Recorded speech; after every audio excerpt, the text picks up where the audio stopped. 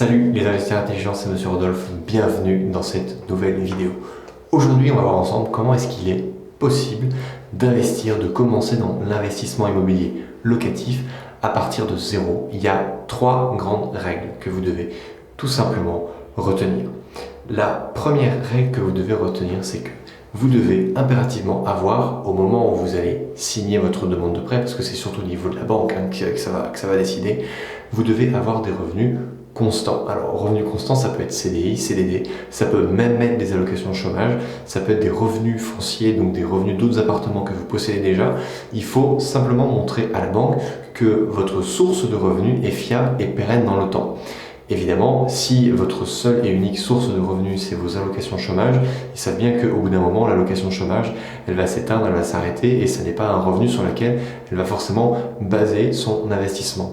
En revanche, si vous investissez pour faire du locatif et que vous avez la prévision, le prévisionnel des loyers que vous allez percevoir, la banque va prendre en compte ce futur revenu, surtout si en plus vous prenez une garantie de loyer impayé que vous adossez à votre locataire pour vous prémunir d'éventuels aléas, eh bien ça va tout simplement rassurer la banque et elle va donc considérer votre dossier. Dans ce cas-là, il est beaucoup plus facile d'investir dans l'immobilier locatif plutôt que d'acheter sa résidence principale. Pourquoi? Parce que vous allez avoir un revenu. C'est-à-dire que vous allez certes avoir un passif, vous allez demander un passif, puisqu'un crédit immobilier c'est un passif, mais qui va être recouvert par un actif qui va tout simplement couvrir la totalité, en respectant notamment des règles de base, comme ce que je vous disais dans la vidéo la dernière fois, en respectant la règle des 70%. Je vous mets un lien juste au-dessus si vous voulez avoir plus de renseignements sur cette règle de base à bien connaître. Également, il faut aussi savoir que beaucoup d'entre vous n'osent pas investir dans l'immobilier parce que vous ne savez pas qu'il y a des organismes de cautionnement qui vont se porter garant pour vous pour le crédit. C'est-à-dire que si la banque vous prête 100 000 euros, ça n'est pas vous qui êtes le garant de ces 100 000 euros, elle va demander à des entreprises de cautionnement, à des organismes de cautionnement comme Crédit Logement, qui vont se porter caution pour vous. C'est-à-dire que si vous avez un accident de crédit pendant toute la durée de remboursement que vous allez souscrire, eh bien c'est Crédit Logement qui va directement rembourser la banque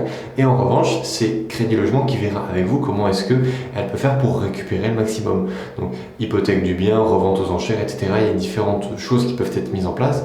Mais voilà, c'est la banque va décider du moment que Crédit Logement va cautionner. Crédit Logement, c'est une sorte d'assurance multibancaire qui fait que toutes les banques cotisent un petit peu à cette assurance pour couvrir les différents aléas de remboursement de crédit qu'il peut y avoir. Et le troisième point qui est vraiment important également à retenir, c'est que vous devez avoir une bonne santé financière. Alors une bonne santé financière, ça veut dire quoi?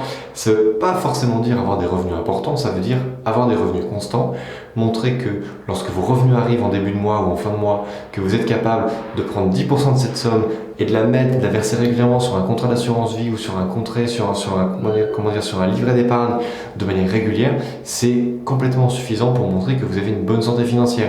Également, si vous montrez que vous mangez du fast-food tous les jours et que lorsque le banquier va analyser vos relevés de compte et qu'il voit qu'il y a plein de petites dépenses et qu'en gros vous vivez sans épargner, sans rien faire, là effectivement ça va montrer qu'il n'y a peut-être pas forcément d'éducation, il n'y a pas forcément une bonne santé financière derrière et ça va pas forcément les mettre en confiance, d'où l'importance d'être impeccable pendant les 3 mois qui vont précéder votre demande de crédit.